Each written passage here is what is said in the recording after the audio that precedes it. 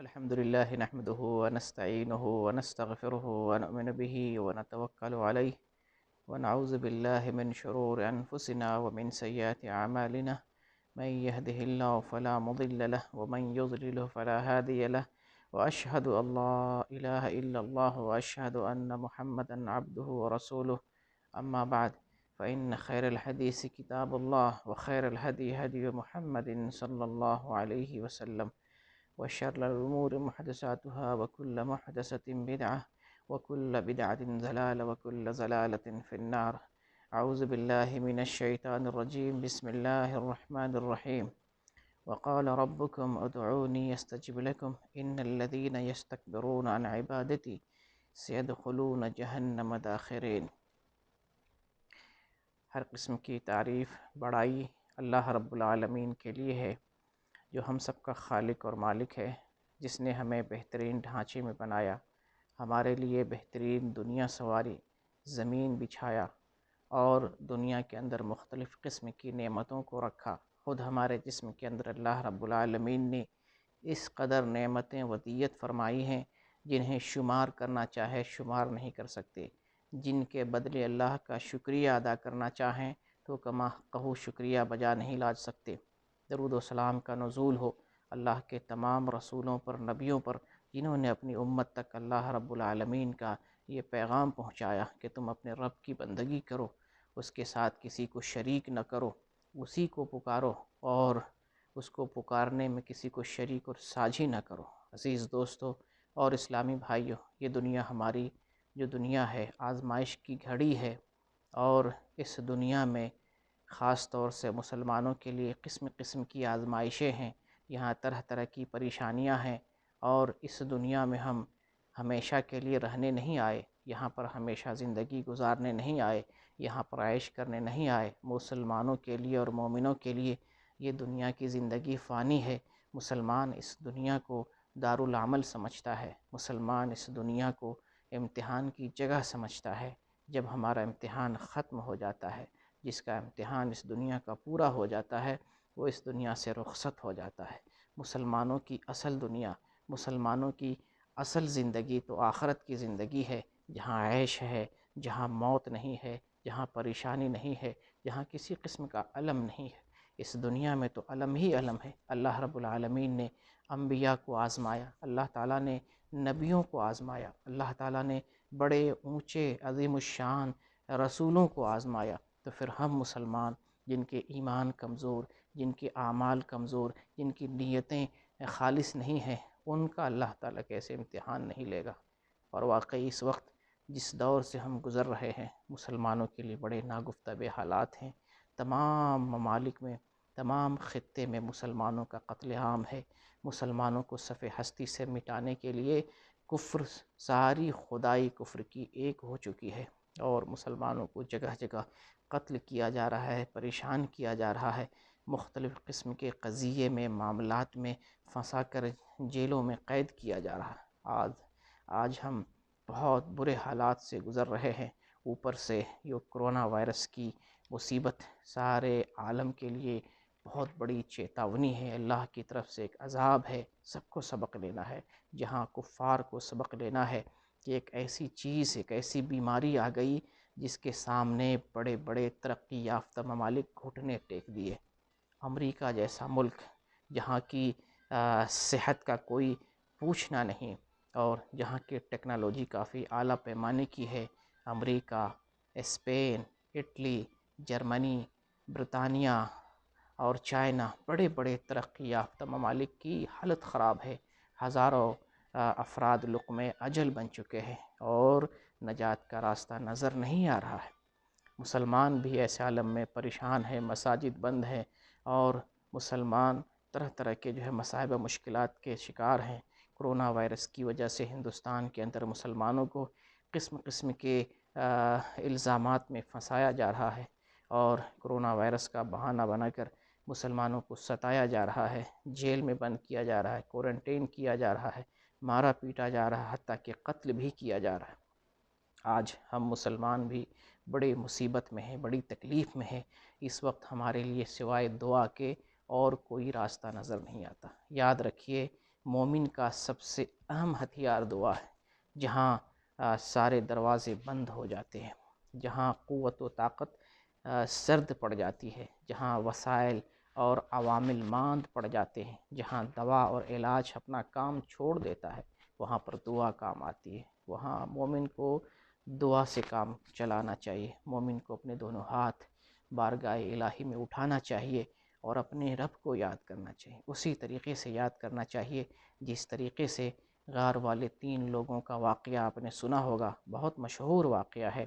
اور اس واقعے کے اندر مذکور ہے کہ 3 افراد کہیں سے گزر رہے تھے، سنسان جگہ سے، اتفاق سے بڑی شدید بارش ہونے لگتی ہے اور یہ لوگ بارش سے چھپنے کے لیے اپنے آپ کو ایک غار کے اندر چھپاتے ہیں۔ یہ تینوں لوگ ایک غار میں چھپ جاتے ہیں، اچانک ایک بڑا چٹان آ کر غار کا دروازہ بند کر دیتا ہے۔ غار کا دروازہ بند ہونے کے بعد یہ تینوں افراد گھبرا جاتے ہیں، ان کے سامنے موت دکھائی دیتی ہے، ان کے سامنے زندگی تاریک ہوتی نظر آتی ہے۔ ایسے عالم میں وہ سوچتے ہیں کہ اس پریشانی میں کیا کریں، کوئی علاج نہیں، کوئی مددگار نہیں، کوئی ساتھی نہیں، کوئی طریقہ نہیں۔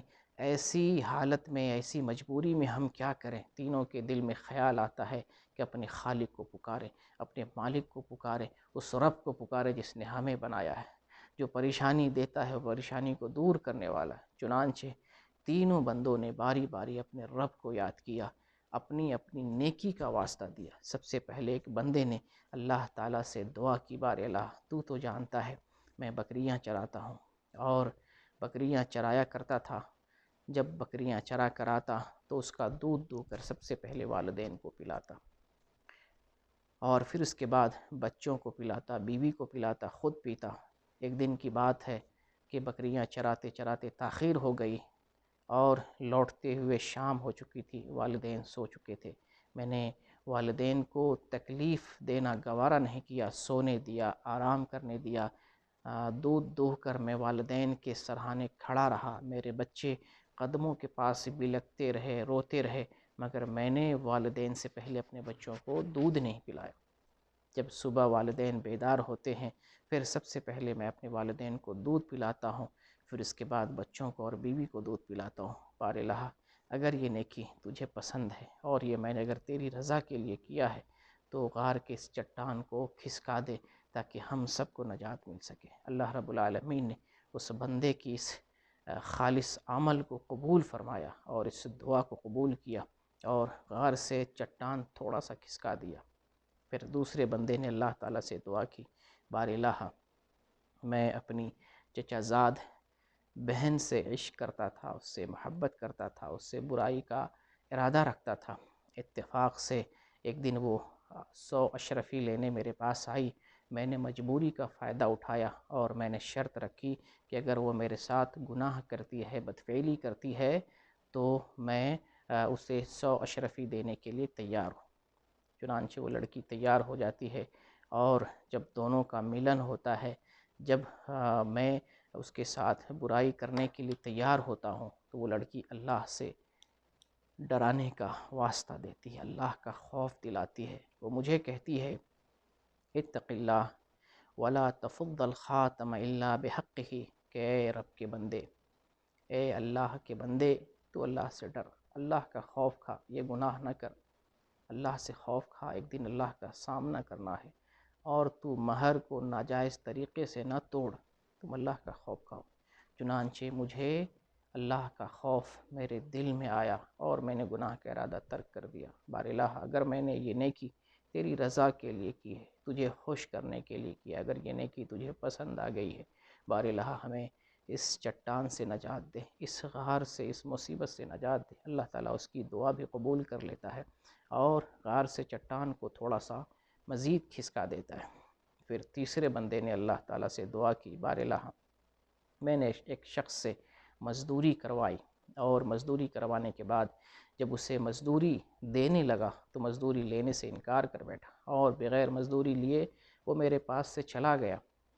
میں نے اس کی مزدوری کاروبار میں لگا دی، اس کے کاروبار سے، اس کی مزدوری سے کافی ترقی ملی۔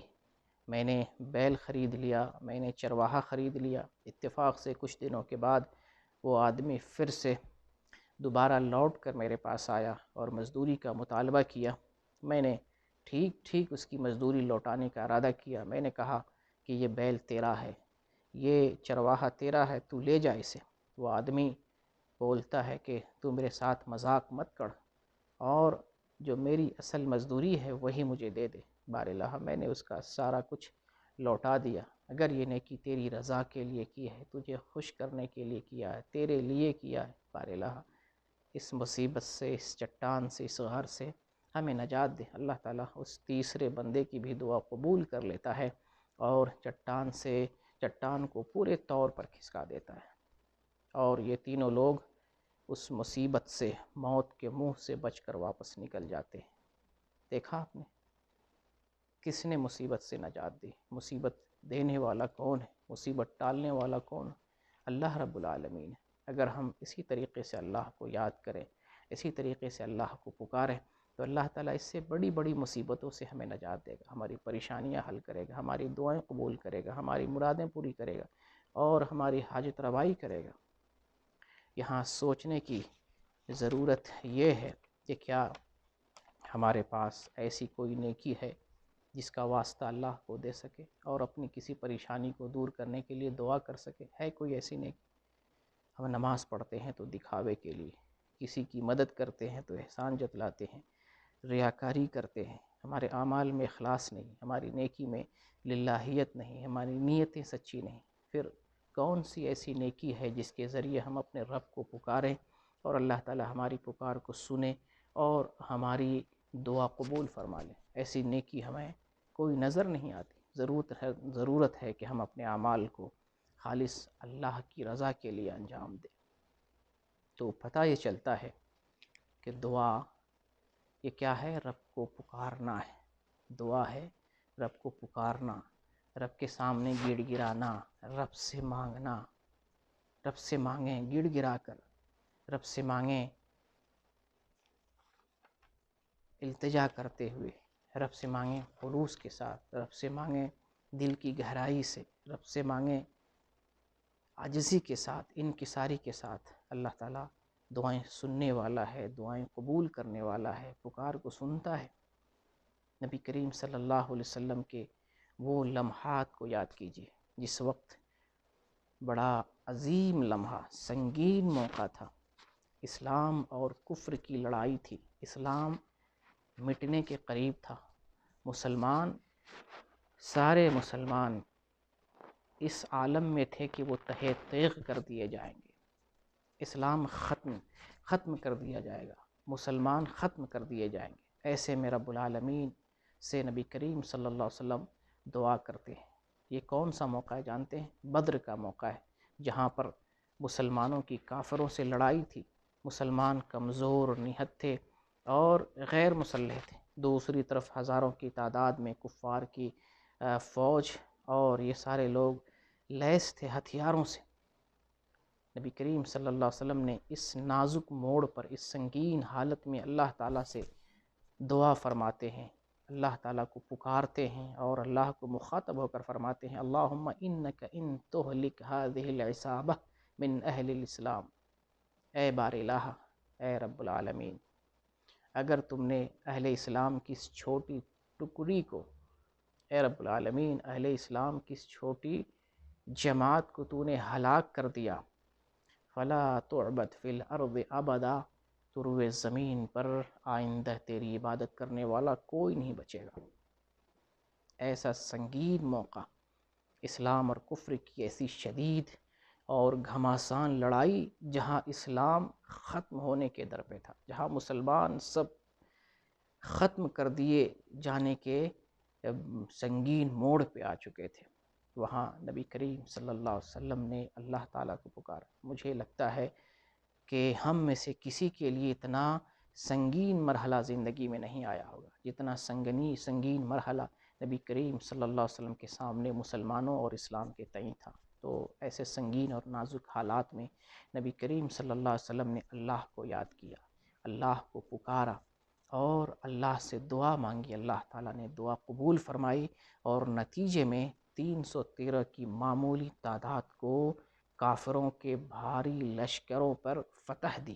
مسلمانوں کو اللہ تعالیٰ نے فتح سے ہمکنار کیا، کامیابی عطا فرمائی، اور مسلمانوں نے جو نہتھے تھے، ہتھیار صحیح سے نہیں موجود تھے، میسر نہیں تھے، انہوں نے بڑے بڑے سرداران مکہ کو اور سرداران قریش کو قتل کیا، کتنے بڑے بڑے سرداروں کو سرنگوں کیا، گرفتار کیا اور اپنے پاس لے کر آئے۔ یہ نبی کریم صلی اللہ علیہ وسلم کی دعاؤں کا اثر تھا۔ آپ یاد کیجئے یونس علیہ السلام کو، جب وہ مچھلی کے پیٹ میں چلے گئے، سمندر میں کشتی سے پھینک دیے گئے، سمندر میں مچھلی کے پیٹ میں چلے گئے، انتہائی تاریک جگہ، اور وہ تاریک جگہ جہاں سے انسان بچ کر نہیں آ سکتا، جہاں صرف موت ہی موت، تاریکی ہی تاریکی، ایسی تاریکی میں یونس علیہ السلام نے اللہ کو یاد کیا، اللہ سے دعا کی، تو اللہ تعالیٰ نے یونس علیہ السلام کی دعا قبول فرمائی اور اس تاریکی سے، موت کے اس منہ سے بچایا اور مصیبت سے نجات دی۔ ابراہیم علیہ السلام کو جب نمرود نے آگ میں پھینکا، آپ نے کس سے دعا کی؟ آپ نے کس کو پکارا؟ آپ نے کس کو یاد کیا؟ ابراہیم علیہ السلام نے اپنے رب کو یاد کیا، اپنے بنانے والے کو یاد کیا، اپنے خالق اور مالک کو یاد کیا۔ اللہ تعالیٰ نے ابراہیم علیہ السلام کو بچایا، اس آگ سے نجات دی، موت سے بچایا، زندگی بچائی، اور آگ کو حکم دیا کہ ابراہیم کے لیے ٹھنڈی اور سلامتی والی بن جا اور ابراہیم کو تکلیف نہ پہنچا۔ اللہ تعالیٰ نے دعا قبول فرمائی۔ ایوب علیہ السلام کئی سال تک، 18 سال تک بیماری میں مبتلا رہے، صبر کرتے رہے، صبر کا پہاڑ بن چکے تھے، بیماری پر صبر کرتے رہے۔ زندگی میں ہمیں اور مصیبت سے لڑنے کے لیے جہاں دعا کی ضرورت ہے وہاں صبر کی بھی ضرورت ہے۔ صبر کا پہاڑ بن جائیں، صبر کو اپنا ہتھیار بنائیں اور دعا کو وسیلہ بنا کر اللہ تعالیٰ کو پکارتے رہیں۔ اللہ تعالیٰ کامیابی دیتا ہے، اللہ پریشانی دور فرماتا ہے، اور اللہ تعالیٰ مرادیں پوری فرماتا ہے۔ تو ایوب علیہ السلام کئی سال تک بیماری میں مبتلا رہے، صبر کرتے رہے، کبھی شکوہ نہیں کیا، کبھی گلہ نہیں کیا، کبھی زبان پر گلے شکوے کے حرف نہیں آئے۔ پکارا تو اپنے رب کو پکارا کہ اے رب مجھے تکلیف پہنچی، بہت تکلیف پہنچ گئی، تکلیف اپنی انتہا کو پہنچ گئی، آئے بار الہ ہمیں تکلیف سے نجات دے۔ اللہ تعالیٰ ایوب علیہ السلام کی دعا سنتا ہے، پکار سنتا ہے، اور ایوب علیہ السلام کو ان کی 18 سال کی بیماری سے نجات دیتا ہے۔ اتنی بڑی بڑی مصیبتیں، اتنے سنگین مسائل اللہ تعالیٰ پیغمبروں کو دیتا ہے، پیغمبروں کو آزماتا ہے، پھر جب پیغمبر اپنے رب کو پکارتے ہیں، یاد کرتے ہیں، تو اللہ تعالیٰ ان کی مصیبتوں کو اور ان کی آزمائش کو ٹال دیتے ہیں۔ تو اللہ تعالیٰ ہی ایک ایسی ذات ہے جو پریشانی دینے والا ہے، پریشانی دور کرنے والا ہے، اور وہی ایک ذات ہے جس سے ہمیں امید ہے، اسی کی طرف رجوع کرنا چاہیے، اسی سے مانگنا چاہیے اور اسی کو یاد کرنا چاہیے، تو اللہ تعالیٰ پریشانی دور فرما دیتا ہے۔ آپ جانتے ہیں دعا میں سب سے اہم چیز کیا ہے؟ دعا، یہ پکار عبادت ہے، یہ پکار ایک عبادت ہے۔ انبیاء نے اپنی امت کو اللہ کی طرف بلایا، اللہ کی بندگی کی طرف، اللہ کو پکارنے کی طرف بلایا۔ سارے انبیاء، سارے رسول اپنی اپنی امت کو اس بات کی دعوت دینے کے لیے آئے کہ ایک رب کو پکارو، ایک رب کی بندگی کرو، اس کی پکار میں کسی کو شامل نہ کرو، اس کی بندگی میں کسی کو شامل نہ کرو۔ یہ پکار، یہ عبادت ہے، یہ دعا عبادت ہے۔ اس عبادت کو خالص اپنے رب العالمین کے لیے انجام دینا ہے۔ یعنی اس بات کو اس طرح سے سمجھیں کہ دعا عبادت ہے، اس کا مطلب یہ ہوا کہ ہم اللہ ہی کو پکاریں گے، یہ عبادت اللہ کا حق ہے، لہٰذا دعا صرف اللہ سے کی جائے گی، غیر اللہ کو نہیں پکارا جائے گا، غیر اللہ کو وسیلہ نہیں بنایا جائے گا، براہ راست ڈائریکٹ اللہ رب العالمین کو پکارا جائے گا۔ لیکن ہمارے یہاں ہوتا یہ ہے کہ لوگ اپنے رب کو ڈائریکٹ نہیں پکارتے۔ اکثریت مسلمانوں کی ایسی ہی ہے کہ دعا کرتے تو ہیں مگر دعاؤں میں بزرگوں کا، ولیوں کا، غیر اللہ کا وسیلہ لگاتے ہیں، اور کچھ مسلمان، بلکہ کہہ لیں بہت سارے مسلمان ایسے ہیں جو ڈائریکٹ غیر اللہ ہی کو پکارتے ہیں۔ جنید بغدادی کو، عبد القادر جیلانی کو، نظام الدین اولیاء کو، بختیار کاکی کو، نہ جانے کس کس کو ڈائریکٹ پکارتے ہیں اور انہی سے حاجت روائی کرتے ہیں۔ ان سے کہتے ہیں کہ مجھے اولاد دے، میری جھولی بھر دے، میری مشکلیں آسان کر دے، میری زندگی کی حفاظت فرما، مجھے نوکری دے، مجھے فلاں فلاں چیز دے. یعنی ڈائریکٹ لوگوں کو، غیر اللہ کو پکارتے. یہ دونوں شرک. اللہ کے ساتھ کسی کا وسیلہ لگانا یہ بھی شرک ہے، یا اللہ کو چھوڑ کر غیر اللہ کو پکارنا یہ بھی شرک ہے. یہ تو اس سے بھی زیادہ بڑا شرک ہے. اور جانتے کیسا شرک؟ اس شرک کی وجہ سے انسان دائرہ اسلام سے اور ملت اسلامیہ سے خارج ہو جاتا ہے. اللہ کا فرمان سنیں، سورہ غافر میں آیت نمبر 60 میں اللہ تعالیٰ ارشاد فرماتا ہے وَقَالَ رَبُّكُمْ اُدْعُونِي أَسْتَجِبْ لَكُمْ.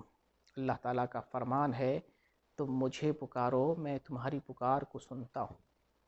اللہ کا فرمان ہے تم مجھے پکارو میں تمہاری پکار کو سنتا ہوں، سننے والا ہوں، تمہاری پکار کا جواب دینے والا ہوں. ان الذین یستکبرون عن عبادتی سیدخلون جہنم داخرین. بے شک جو لوگ میری عبادت سے روگردانی کرتے ہیں، تکبر کرتے ہیں، تو ان قریب وہ ذلیل و خوار اور رسوا ہو کر جہنم میں داخل کیے جائیں گے. پکار صرف اللہ کے لیے، اللہ کو پکارے. مگر انسانوں کی سوچ یہ ہے کہ جس طریقے سے دنیا میں کسی بڑے آدمی تک پہنچنے کے لیے وسیلہ چاہیے، کسی منسٹر تک، کسی وزیر تک پہنچنے کے لیے وسیلہ چاہیے، اسی طریقے سے اللہ تک پہنچنے کے لیے کسی بزرگ کا، کسی ولی کا، کسی نیک آدمی کا وسیلہ چاہیے. یہ عقیدہ ہی غلط ہے، یہ سوچ ہی غلط ہے. اللہ کو دنیا کے بادشاہوں سے تولنا، اللہ کے دنیا کے منسٹروں سے، دنیا کے وزیروں سے تولنا ہی غلط ہے. لیس کمثلہ شیء. اللہ تو ان لوگوں کے مشابہ ہے ہی نہیں، اللہ کی کوئی مثال نہیں ہے. اللہ بہت عظیم ہے، بہت قدرت والا ہے، بہت طاقت والا ہے. اللہ تعالیٰ ہر اونچی نیچی آواز کو سنتا ہے، ہر پکار کو سننے والا ہے، ہر دور و نزدیک کی آواز سنتا ہے، ہر بولی سمجھتا ہے، ہر زبان سمجھنے والا، ہر کسی کو عطا کرنے والا ہے. دنیا میں ایسا کون بادشاہ ہے جو پوری دنیا کو دے سکے، ساری دنیا کو ہر دن شب و روز، صبح و شام، ہمہ وقت اس کی ضرورتوں کو پورا کر سکے؟ ایسا نہ دنیا میں کوئی بادشاہ آیا ہے، نہ کوئی ولی آیا ہے، نہ کوئی نبی آیا ہے، نہ قیامت تک ایسا کوئی بزرگ اور کوئی صالح اور متقی آئے گا. اللہ ہی تنہا سارے خزانوں کا مالک ہے. ایک انسان کتنے انسان کو کھلا سکتا ہے؟ ایک انسان کتنے انسان کی ضرورتیں پوری کر سکتا ہے؟ اور کون کون سی ضرورتیں پوری کر سکتا ہے؟ خود ایک انسان اپنی ضرورت پوری کرنے کے لیے اللہ کا محتاج ہے، تو پھر وہ انسان دوسروں کی مجبوری کیسے حل کر سکتا ہے؟ اللہ ہی تعالیٰ پریشانی دینے والا ہے، اللہ ہی تعالیٰ پریشانیوں کو دور کرنے والا ہے، اور اللہ ہی تعالیٰ ہم سب لوگوں کی مرادوں کو پوری کرنے والا. اللہ کے علاوہ کسی کی ضرورت نہیں پکار میں. اللہ تعالیٰ ڈائریکٹ بلا واسطہ اللہ پکار سنتا ہے. تو جو لوگ اللہ کا موازنہ کرتے ہیں دنیا کے بادشاہوں سے، کہ جس طرح سے بادشاہ کے پاس جانے کے لیے وسیلہ چاہیے، جس طرح سے منسٹروں کے پاس جانے کے لیے کوئی سیڑھی چاہیے، اللہ کے پاس بھی دعائیں لے کر جانے کے لیے کسی ولی کا سہارا چاہیے. غلط ہے. اللہ کو ہم دنیا کے ان کمتر لوگوں سے مقابلہ نہ کریں. اللہ کے ہمسر کوئی نہیں. وَلَمْ يَقُلْ لَهُ كُفُوًا أَحَدٌ. کہ اللہ کے ہمسر اور اللہ کے برابر کوئی نہیں، اللہ کے جیسا کوئی نہیں، اللہ کی مثال نہیں ہے.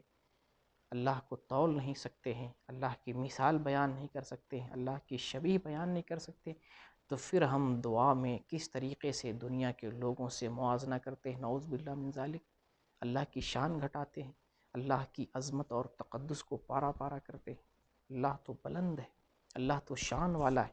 یہ دنیا کے لوگ یہ اپنی شخصیت بنانے کے لیے اور گھمنڈ اور اکڑ دکھانے کے لیے واسطے سے جو ہے باتیں سنتے ہیں.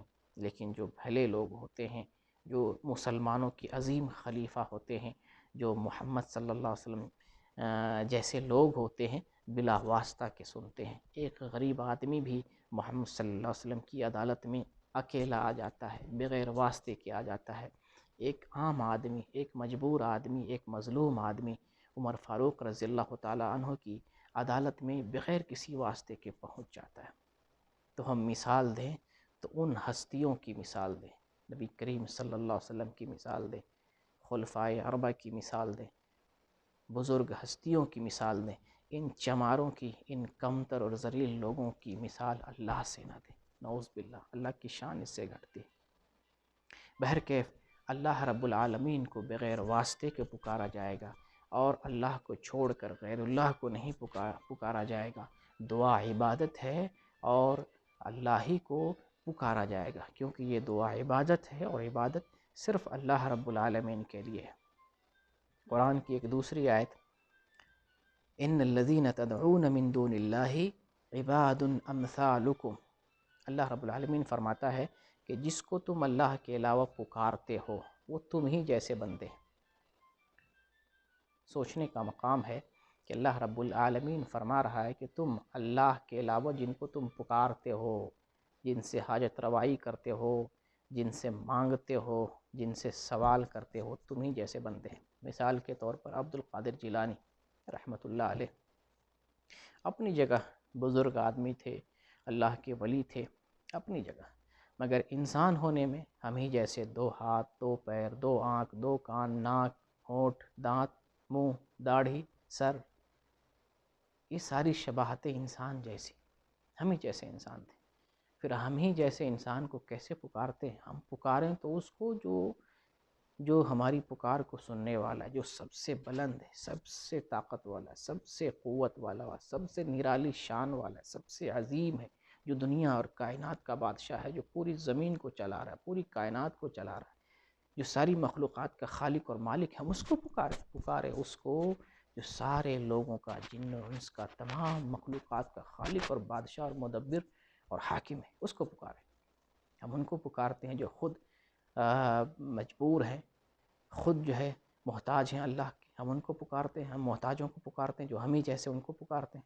بڑی نصیحت ہے اور عبرت ہے قرآن کی اس آیت میں۔ بہرکیف جو لوگ اللہ کو بغیر وسیلے کے پکارتے ہیں، جو لوگ ڈائریکٹ اللہ کو پکارتے ہیں، خالص دل سے پکارتے ہیں اور دل کی گہرائی سے خلوص للہیت کے ساتھ اللہ سے دعا مانگتے ہیں، تو دعا کے بڑے بڑے ثمرات ظاہر ہوتے ہیں، دعا کے بڑے بڑے فوائد سامنے آتے ہیں، جیسا کہ اللہ رب العالمین دعاؤں کو قبول کرنے والا ہے اور دعائیں سننے والا ہے۔ اس تعلق سے محمد صلی اللہ علیہ وسلم ارشاد فرماتے ہیں، ترمذی کی حدیث ہے 3381 نمبر کی، اور شیخ البانی نے اس حدیث کو حسن قرار دیا ہے۔ آپ صلی اللہ علیہ وسلم ارشاد فرماتے ہیں، ما من احد يدعو بدعاء الا آتاه الله ما سأله او کف عنه من السوء مثله ما لم يدعو بإثم او قطيعة رحم، کہ جب بندہ اللہ تعالیٰ سے دعا مانگتا ہے تو اللہ تعالیٰ اس دعا کو قبول کر لیتا ہے جو مانگتا ہے، یعنی بندہ جو چیز اپنے رب سے مانگتا ہے، جو چیز اللہ سے طلب کرتا ہے، اللہ تعالیٰ وہ چیز اپنے بندے کو عطا فرما دیتا ہے۔ اور اگر اللہ تعالیٰ وہ چیز عطا نہیں کرتا ہے جس کا مطالبہ بندے نے کیا تھا، تو پھر اللہ تعالیٰ اس کے مثل کسی برائی کو ختم کر دیتا ہے، اس انسان کی برائی کو ختم کر دیتا ہے، اسی کے مثل جیسی اس نے دعا کی تھی، اس شرط کے ساتھ کہ اس نے برائی کے لیے دعا نہ کی ہو، اس نے قطع رحمی کے لیے دعا نہ کی ہو، تو اللہ تعالیٰ اس انسان کی وہ دعا قبول کر لیتا ہے اور وہ چیز عطا فرماتا ہے جس کا اس نے سوال کیا تھا، یا اللہ تعالیٰ اس کے مثل اس کی کسی برائی کو ختم کر دیتا ہے، شر کو اس سے دفع اور دور کر دیتا ہے۔ اسی طریقے سے نبی کریم صلی اللہ علیہ وسلم ارشاد فرماتے ہیں، یہ بھی ترمذی کی صحیح حدیث ہے 3556 نمبر کی، ان ربکم حی کریم یستحی من عباده اذا رفع الرجل الیہ یدیہ ان یردہما صفرا خائبتین، کہ بے شک تمہارا رب زندہ ہے، کریم ہے، اور جب کوئی بندہ اپنے رب سے سوال کرتا ہے، اپنے رب سے مانگنے کے لیے ہاتھ اٹھاتا ہے، تو اللہ تعالیٰ کو غیرت ہوتی ہے، اللہ کو شرم محسوس ہوتی ہے کہ اس کے ہاتھ کو خالی واپس لوٹا دے۔ کتنی عظیم بات ہے کہ جب بندہ اللہ تعالیٰ سے مانگنے کے لیے دونوں ہاتھ اٹھاتا ہے، اللہ سے سوال کرتا ہے، تو اللہ کو شرم محسوس ہوتی ہے کہ اس بندے کو خالی ہاتھ لوٹا دے، کیونکہ اس کے خزانے میں کسی چیز کی کمی نہیں، اس کے پاس دینے کی کمی نہیں، خزانے ہی خزانے، سارے خزانوں کا مالک اور بادشاہ تو اللہ ہی تعالیٰ ہے۔ اور پھر جس لمحات سے گزر رہے ہیں، جن ایام سے ہم گزر رہے ہیں، وہ رمضان مبارک کا مبارک لمحہ ہے، مبارک ساعات ہیں، مبارک ایام و مبارک دن ہے۔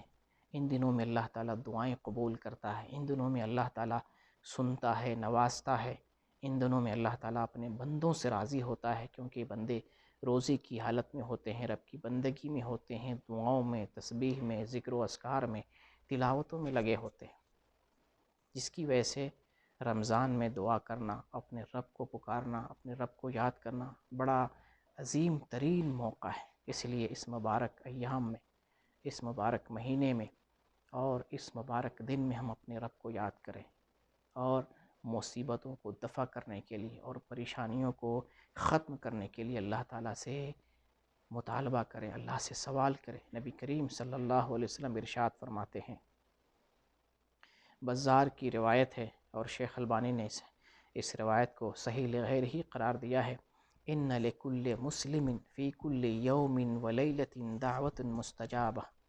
ابو سعید خدری رضی اللہ تعالیٰ عنہ بیان کرتے ہیں کہ نبی کریم صلی اللہ علیہ وسلم ارشاد فرمایا کہ رمضان کے دن اور رمضان کی ہر رات، رمضان کے ہر دن اور ہر رات میں ہر مسلمان کی ایک دعا قبول کی جاتی ہے۔ سبحان اللہ، رمضان کے ہر دن اور ہر رات میں ہر مسلمان کی ایک دعا قبول کی جاتی ہے، تو کیوں نہ ہم رمضان کے دن میں، رمضان کی رات میں ایسی ایسی دعا کریں، اللہ تعالیٰ سے ایسے مطالبات کریں، اللہ سے ایسی ایسی چیزوں کا سوال کریں جو ہماری پریشانی سے متعلق ہے، جو ہماری اپنی نجی زندگی سے متعلق ہے، جو مسلمانوں سے متعلق ہے، جو امت مسلمہ سے متعلق ہے، جو ہمارے اسلام سے متعلق، اللہ تعالیٰ سے ان چیزوں کا سوال کریں، ان چیزوں کا مطالبہ کریں، اللہ تعالیٰ سنے گا اور اللہ تعالیٰ حاجتوں کو پوری کرے گا، دعائیں قبول کرے گا۔ مگر تعجب ہوتا ہے اور افسوس کا مقام ہے، جیسا کہ میں نے پہلے بھی عرض کیا، کہ لوگ ایک تو سوال نہیں کرتے، اللہ سے دعا نہیں مانگتے، اور اگر مانگتے ہیں تو وسیلہ لگاتے ہیں، مانگتے ہیں تو اللہ کو چھوڑ کر اس سے مانگتے ہیں جو خود محتاج ہے، جو ہم ہی جیسے، جو دینے پر قادر نہیں ہے، جن کے پاس کوئی خزانہ نہیں، ان سے مانگتے۔ ایک بڑی فکر انگیز حدیث آپ کے سامنے رکھتا ہوں، جس کے اندر مسلمانوں کے لیے لمحہ فکریہ ہے، ان لوگوں کے لیے لمحہ فکریہ ہے جو اپنے رب سے سوال نہیں کرتے، یا جو رب کو چھوڑ کر دوسروں سے سوال کرتے ہیں، ان لوگوں کے لیے لمحہ فکریہ ہے۔ ترمذی کی صحیح حدیث ہے 2686، نبی کریم صلی اللہ علیہ وسلم ارشاد فرماتے انہ من لم یسأل اللہ یغضب علیہ، بے شک جو اللہ سے سوال نہیں کرتا، اللہ اس سے ناراض ہو جاتا ہے۔ بہت بڑی نصیحت اس حدیث کے اندر، کہ اگر ہم اللہ سے سوال نہیں کرتے ہیں، اللہ ناراض ہو جاتا ہے۔ اگر ہم غیر اللہ سے سوال کرتے ہیں، اللہ کو چھوڑ کر اللہ سے نہیں مانگتے ہیں، تو بھی اللہ ہم سے ناراض ہو جائے گا۔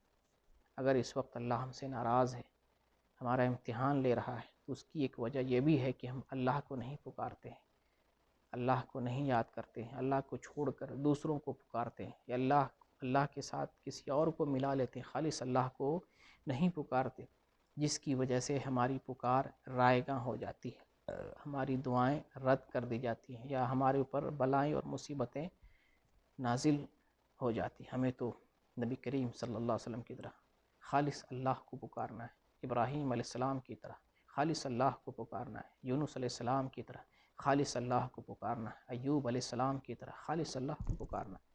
اللہ کی پکار میں کسی کو شریک نہیں کرنا ہے میرے بھائی۔ ایک اور حدیث نبی کریم صلی اللہ علیہ وسلم ابن عباس رضی اللہ عنہما سے کہتے ہیں، ارشاد فرماتے ہیں، احفظ اللہ یحفظک، اے ابن عباس تم اپنے رب کی حفاظت کرو، رب تمہاری حفاظت کرے گا۔ رب کی حفاظت یعنی اللہ کے حقوق کی حفاظت، اللہ کے دین کی حفاظت۔ جب ہم اللہ کے دین کی حفاظت کریں گے اللہ تعالی ہماری حفاظت کرے گا، اللہ کے حقوق کی حفاظت کریں گے اللہ تعالی ہماری حفاظت کرے گا۔ جب اللہ کے دین کو چھوڑ بیٹھیں گے اللہ ہماری حفاظت نہیں کرے گا، پھر ہمارے اوپر پریشانیاں ہی پریشانیاں اور مصیبتیں ہی مصیبتیں آتی رہیں گی اور وہ دور نہیں ہوں گی۔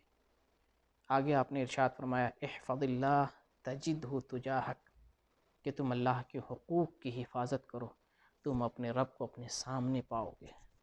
اگر ہم اپنے رب کو، اپنے خالق کو اپنے سامنے دیکھنا چاہتے ہیں، اپنا مددگار دیکھنا چاہتے ہیں، اپنا معاون دیکھنا چاہتے ہیں، تو ہمیں اللہ کے حقوق کی پاسداری کرنی پڑے گی، اللہ کے حقوق کو ادا کرنا پڑے گا۔ پھر اللہ تعالی ہماری مدد کرے گا، ہماری حفاظت کرے گا اور ہمارے سامنے رہے گا، ہماری نصرت کرتا رہے گا۔ آپ صلی اللہ علیہ وسلم نے ابن عباس سے فرمایا، اذا سألت فاسأل اللہ، جب تم سوال کرنا چاہو تو اللہ سے سوال کرو، غیر اللہ سے سوال نہ کرو، دوسروں سے سوال نہ کرو، اللہ کے علاوہ کسی اور کو مت پکارو۔ جب تمہیں سوال کرنے کی ضرورت پڑے تو تم اللہ تعالیٰ سے سوال کرو، اللہ سے مانگو۔ وَإِذَا اسْتَعَنْتَ فَاسْتَعِنْ بِاللَّهِ، اور جب تمہیں مدد کی ضرورت ہو تو تم اللہ سے مدد طلب کرو۔ جب تمہیں کوئی حاجت پڑے، جب تمہیں کسی چیز کی ضرورت ہو، طلب ہو، تم اپنے رب کو یاد کرو، اپنے رب سے مانگو، اپنے رب سے حاجت روائی کرو، اپنے رب کو یاد کرو۔ یہ حدیث ہمیں بتلاتی ہے کہ ہم صرف اللہ رب العالمین کو یاد کریں، ہم صرف اللہ رب العالمین سے دعا کریں، ہم صرف اللہ رب العالمین کو پکاریں۔ دعا میں کسی کو شریک نہیں کرنا ہے، دعا میں کسی کو شامل نہیں کرنا ہے، اللہ کو چھوڑ کر کسی اور کو نہیں پکارنا۔ دعا بندگی ہے، دعا عبادت ہے، دعا ذکر ہے، اور یہ اللہ کے ساتھ خاص ہے۔ نبی کریم صلی اللہ علیہ وسلم ارشاد فرماتے، الدعاء هو العبادہ، دعا اصل عبادت ہے۔ آگے ارشاد فرماتے ہیں ایک دوسری حدیث میں، الدعاء مخ العبادہ، دعا عبادت کا مغز ہے، عبادت کی اصل دعا ہے۔ جب اتنی عظیم عبادت ہے دعا، پھر اس عظیم عبادت کو غیر اللہ کے لیے کیسے انجام دے سکتے ہیں؟ پھر اس عبادت کو غیر اللہ کے لیے کیسے انجام دیا جائے گا؟ اور جو لوگ ایسا کرتے ہیں ان لوگوں کا کیا ٹھکانہ ہوگا؟ میرے بھائی، نتیجے کے طور پر آخر میں ذکر کرنا چاہتا ہوں کہ دعا عبادت ہے، ذکر ہے، اور یہ اللہ کا حق ہے، لہٰذا ہم اللہ رب العالمین کو پکاریں، خالص اللہ کو پکاریں، اللہ کی پکار میں کسی کو شریک نہ کریں، کسی کو ساجی نہ کریں، کسی کو ساتھ نہ ملائیں، یا اللہ کو چھوڑ کر کسی اور کو نہ پکاریں، ان کو جن کے پاس خزانے نہیں، جن کے پاس دینے کے لیے کچھ نہیں، جو خود محتاج ہیں، جو خود ہمارے ہی جیسے انسان ہیں، ان کو پکار کر ہمیں کچھ نہیں ملے گا۔ ہمیں ملے گا تو اس کو پکار کر جس نے ہمیں بنایا، جس نے پریشانی نازل کی اور جو پریشانی ٹالنے والا ہے، جس کو محمد صلی اللہ علیہ وسلم نے پکارا، جس کو ابراہیم نے پکارا، جس کو موسیٰ نے پکارا، عیسیٰ نے پکارا، سارے انبیاء نے جسے پکارا ہے، ہمیں اسے پکارنا ہے، اور وہ ہے اللہ رب العالمین۔ اللہ رب العالمین کو چھوڑ کر دوسروں کو پکارنے سے اللہ کی مدد ختم ہو جاتی ہے۔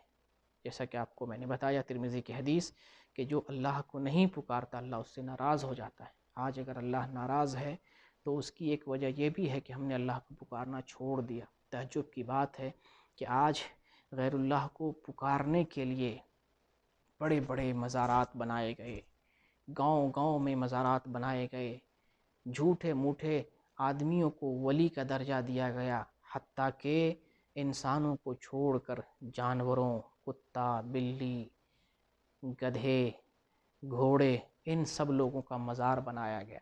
اور یہ مزار اس لیے بنائے جاتے ہیں تاکہ ان کو پکارا جائے، اللہ کو چھوڑ کر ان مزار والوں کو پکارا جائے۔ دنیا کے اکثر حصے میں مزارات بنائے گئے، اور ان سب کی وجہ یہ ہے کہ یہ لوگ اللہ کو چھوڑ کر مزار والے کو پکارتے ہیں۔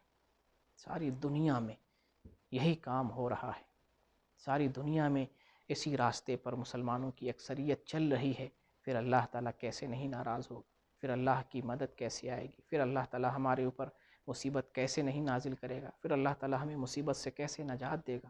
میں دعویٰ کرتا ہوں، آخری کلام میرا یہی ہے، اس ٹاپک کا میرا دعویٰ ہے کہ اگر اللہ کی مدد چاہیے، اگر دعاؤں کی قبولیت چاہیے، اگر ہم چاہتے ہیں کہ اللہ ہماری دعا قبول فرما لے، اگر ہم چاہتے ہیں کہ جو مانگتے ہیں اللہ ہمیں عطا فرما دے، اگر ہم چاہتے ہیں کہ ہماری مرادیں پوری ہوں، ہماری حاجات پوری ہوں، ہماری ضرورتیں پوری ہوں، تو سب سے پہلے دنیا کے تمام مزارات کو توڑنا پڑے گا۔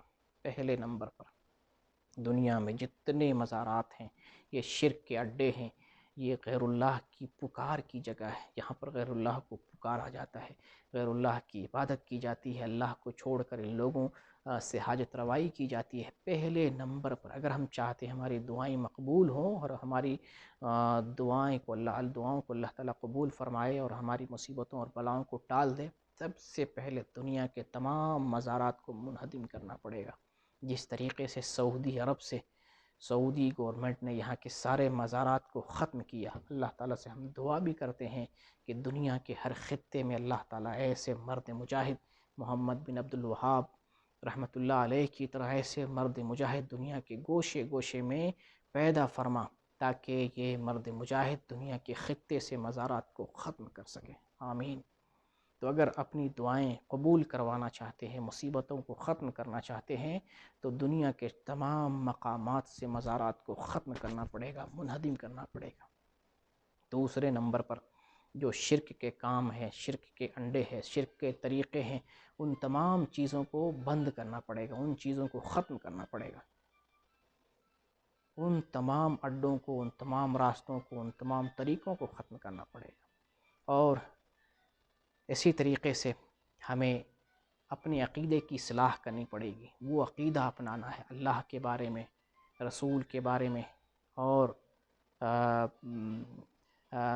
دین اسلام کے اندر جتنے بھی عقائد سے متعلق امور ہیں، ان تمام امور میں وہی عقیدہ رکھنا پڑے گا جو اللہ تعالیٰ نے ہمیں بتایا ہے، محمد صلی اللہ علیہ وسلم نے ہمیں سکھایا ہے۔ اور پھر اس کے بعد ہم مسلمانوں کو متحد ہونے کی ضرورت ہے۔ پھر اس کے بعد ہم مسلمانوں کو ایک پلیٹ فارم پر آ کر کتاب و سنت کی روشنی میں زندگی گزارنی ہے، پھر اپنے رب کو پکاریں، اپنے رب کو یاد کریں۔ دیکھیں اللہ تعالیٰ پکار کیسے نہیں سنتا، دیکھیں اللہ تعالیٰ ہماری دعائیں کیسے قبول نہیں کرتا۔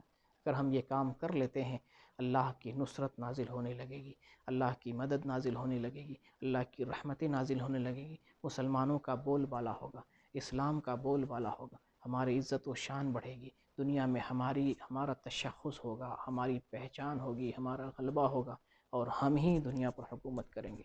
اللہ تعالیٰ سے دعا ہے بار الہ ہم میں سے ان مسلمانوں کو سمجھ دے جو تجھ کو نہیں پکارتے ہیں، تجھے چھوڑ کر غیر اللہ کو پکارتے ہیں، بار الہ انہیں سمجھ دے کہ وہ تجھے سمجھیں، تجھے پکاریں، تجھ سے دعا کریں۔ بار الہ ہم میں ایسا مرد مجاہد پیدا فرما جو دنیا کے مزارات کو ختم کر سکے۔ بار الہ ہم گناہگار ہیں، عاصی ہیں، نافرمان ہیں، لیکن تیرے بندے ہیں۔ بار الہ تو غفور الرحیم ہے، ہم سب لوگوں کے گناہ کو معاف فرما دے۔ بار الہ اپنے کرم سے، اپنے فضل سے دنیا کی مسلمانوں کی پریشانیاں دور فرما دے۔ جہاں جہاں مسلمان پریشان حال ہیں، مصیبت میں گرفتار ہیں، اے اللہ اپنے فضل و کرم سے سارے مسلمانوں کی پریشانیوں کو دور فرما دیں۔ بار الہ رمضان کا یہ مبارک مہینہ ہے، اس مبارک مہینے کے اندر ہم سب لوگوں کے گناہوں کو معاف فرما دے، ہم سب لوگوں کے دلوں کو صاف بنا دے، ہمارے اعمال کے اندر اخلاص پیدا فرما دے، ہمارے عقیدے کی اصلاح فرما دے، مسلمانوں کی صفوں میں اتحاد پیدا کر دے، مسلمانوں کو ایک جگہ جمع ہونے کی توفیق دے۔ اور آخر میں، سب سے آخر میں، گجرات کے نڈیاڈ کی اس کمیٹی کو میں مبارکباد دیتا ہوں جو نئی مسجد کی کمیٹی ہے اور مسلمانوں کے لیے بڑا درد رکھتی ہے۔ اللہ تعالیٰ اس نوجوان کمیٹوں کو مزید ہمت دے، حوصلہ دے، جو دیر تک کام کر سکیں، جو امت مسلمہ کی خیر و بھلائی کے لیے کام کر سکیں، جو سلفیت کی روشنی گوشے گوشے میں پہنچا سکیں۔ اللہ ان کی قوت میں بازو دے، ان کی مالی امداد فرما۔ اللہ اس نوجوان کمیٹی کی حفاظت فرما اور ان کے اندر اتحاد فرما، اور ساتھ ساتھ لوگوں کو اس بات کی توفیق دے کہ سارے لوگ مل کر اس نوجوان کمیٹی کی مدد کریں، ان کا حوصلہ بڑھائیں، ان کا ساتھ دیں۔ میں شکر گزار ہوں نئی مسجد نڈیاڈ کے نوجوان کمیٹی کا، جنہوں نے مجھے موقع دیا کہ ہم ان کو یاد کر سکیں، اور اس پیغام کے ذریعہ ہم نے ان کو مخاطب کیا ہے، اور ساتھ ساتھ ان کے شکریہ کے ساتھ ساتھ ان لوگوں کا بھی شکریہ بجا لاتے ہیں جو اس نوجوان کمیٹی کے ہمدرد ہیں، ان کا ساتھ دیتے ہیں، ان کی مدد کرتے ہیں، اور ان کے قدم سے قدم ملا کر کام کرنے کے لیے تیار ہیں۔ بہرحال سب کے دلوں میں اخلاص دے، سب کے اندر للہیت دے، اور سب کو مخلص ہو کر دین کی تبلیغ کرنے کی توفیق عطا فرما۔ آمین۔ وآخر الدعوانا ان الحمد للہ رب العالمین۔